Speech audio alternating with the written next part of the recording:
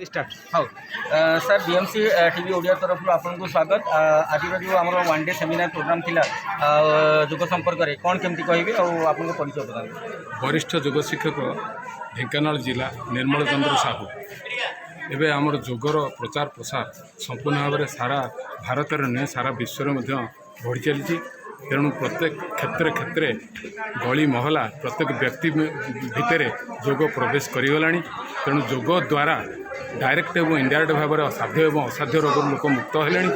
आउ सुनामधन योगीराज महान सन्थ बाबा रामदेव योगर जो क्रांति आह्वान कर छिटिका आज ये जगार प्रतीयमान होमर 70 वर्ष पर जो प्रधानमंत्री सृष्टि होती से योग को सारा विश्व जो प्रचार कर विश्व योग दिवस आरंभ कर आज सारा विश्व में आलोड़न सृष्टि कर।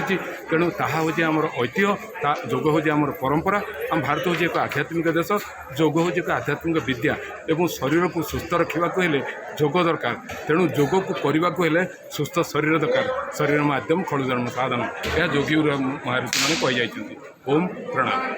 बहुत बहुत धन्यवाद। विभु प्रसाद शतपथी बीएमसी टीवी ओडिया।